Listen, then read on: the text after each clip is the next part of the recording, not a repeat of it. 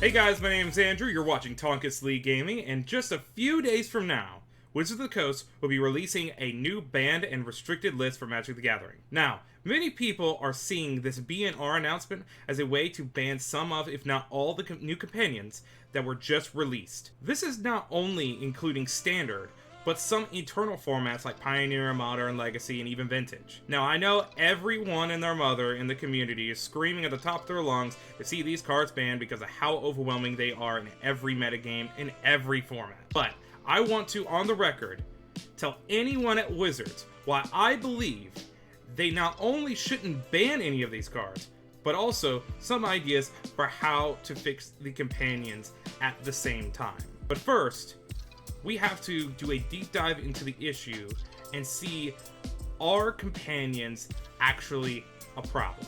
So, are companions a problem in Magic the Gathering? The answer is yes.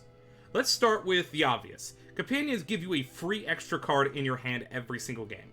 That means if you're playing a game against someone who's playing Lurrus and you're not playing any companion, you at the beginning of the game are already behind.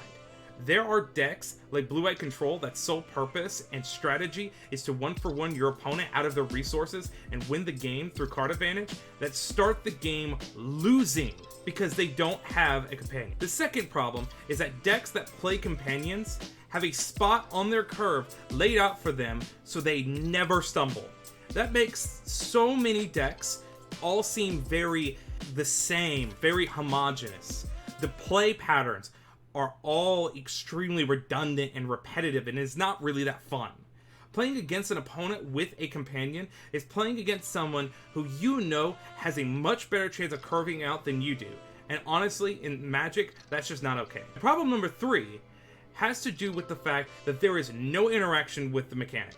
Even Thoughtseize, believed to be one of the most powerful interactive spells in the game, can't even deal with companions.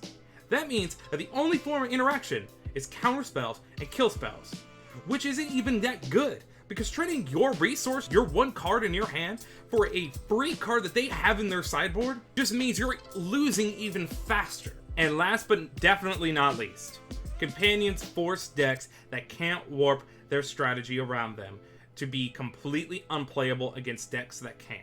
And even if they could, you have to change your deck around and making the companion at least somewhat synergistic with your deck strategy, or otherwise fall to decks that do the exact same thing that you do, but play with their companion better. We know that companions are a problem now. So what can we do about it? Well, many pros have discussed ways of fixing companions, but there's only one real fix that greatly helps balance the mechanic without banning or changing the text of the card in the form of an errata. And that is, at the beginning of the game, you reveal your companion and start the game with 6 cards rather than 7. This is what seems to be a small change, addresses some of the problems we talked about before. It's no longer a free card in your hand, having both players begin on an equal playing field, and it doesn't warp all decks into playing a companion, because some decks would rather have a random card in the remaining 54 rather than any other companion. Dimir Inverter wouldn't play a companion if it wasn't a free card. They wouldn't play Yorion, they would just play it straight out. There are still decks that want to use them regardless, because it is a fixed point on your curve that can't be Thoughtseized. However, I think that this is the correct first move in addressing the problem, because if the metagame changes in a way that makes companions no longer a menace on every format after these changes, problem solved. There you go, we all win, we go home. But if it doesn't, then Wizards can correctly say that they did everything they could to try and balance the companions after the fact, and banning the cards afterwards would be much more justified than rather if they banned them after just releasing. In other words, I much rather them do everything they can to try and fix the mechanic outside of just errata before they go ahead and straight up ban the cards. People love their decks, and honestly, even though this is one of the most controversial mechanics that has ever been in Magic's history, I think they should give it a try and try to fix it first. Now, the next question you might be asking is kind of a conglomerate of different questions you might have. And look, there are so many more than these three that I'm about to talk about. Many, many more questions that people might have about what we could be doing instead of just this small little change that I've talked about. If I were to talk about every single one of them, this video would be an hour long. So we're just going to stick with these three, and these three are, in my opinion, the most popular that I've heard. What if Wizards just banned Lurrus and Yorion? They're the most powerful, and if they go, maybe the rest would be okay. This, in my opinion, would never work for a variety of reasons. First, Lurrus and Yorion, as cards themselves, without the companion mechanic, aren't the problem.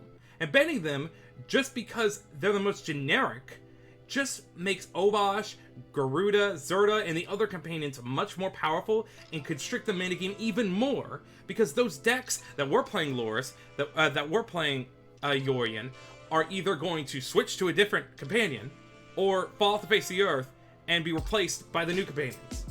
People will do anything to have these companions in their deck, because the mechanic is that powerful, and banning some of them not only does not change that fact, but makes the situation worse. 2. Lurrus and Yorion are the best companions because they are the most generic.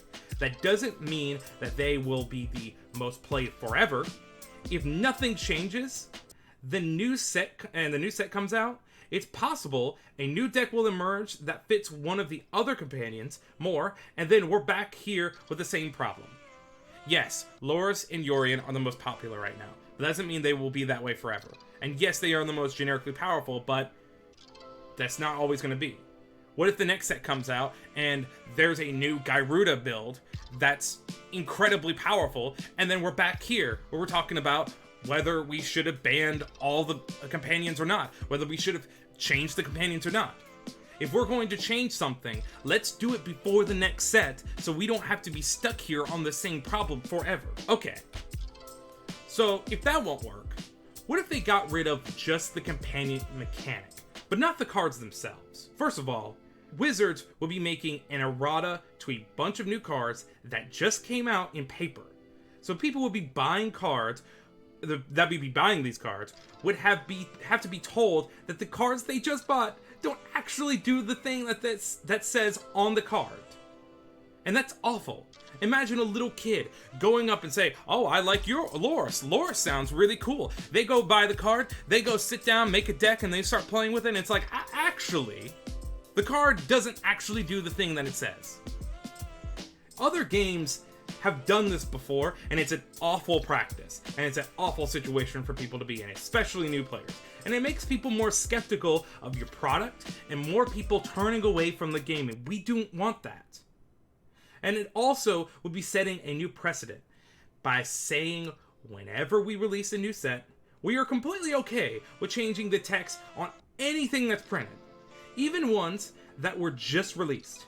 Imagine a card that you spent hundreds of dollars on because you know it's incredibly powerful, and that it won't be likely to be banned on the ban list, and all of a sudden they just change the text. Well, now, at any point, Wizards could do this. It's a slippery slope.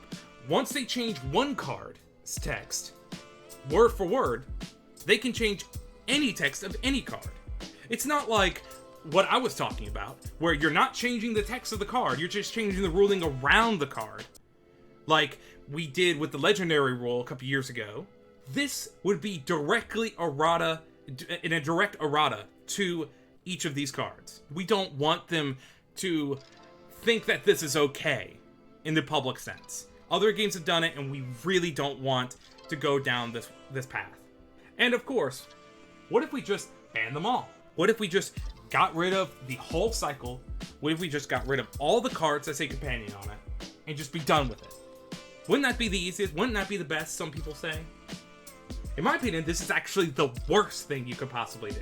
As I've stated before about losing trust in players and investors, you're having to do all of those things, and also you've set another precedent by saying we would rather ban all cards that have a mechanic that's problematic than even attempt to fix it for people who have already bought them and built decks for them. Just think about that. You spent all this money building this Lurrus or Yorion deck, and before it even releases on paper, you're just saying, nope, just ban them all. Ban them all. We know we could do this thing and try to fix it somehow, but no, let's just ban it. Because we don't even want to deal with it. In my opinion, that to me is borderline irresponsible. I think Wizards should do everything they can to try and fix the problem first before outright banning people's cards and just ruining their decks. So, with that said, thanks for watching. If you can, go ahead and leave a comment down below in the video. I'd love to hear what you guys think, and let's continue the conversation, because I want to make this clear. I just want what's best for the game. If that means that I'm wrong, I don't care. Whatever makes the community happy, whatever that makes all of us have a better time playing this game that we love, that's what I want. I'm not heart stuck on my position. I want to do whatever makes all of us happy. So, with that said, thank you so much for watching. I really appreciate it. If you like, comment, and subscribe, thank you. And I'll see you next time. Bye-bye. Today's video was brought to you by Mana Traders. Want to keep up with the meta without spending hundreds of dollars on decks? Head on down to Mana Traders and sign up for a rental account, and if you use our affiliate link, you can support the channel as well. So thank you so much for watching the video, and thank you to manatraders.com.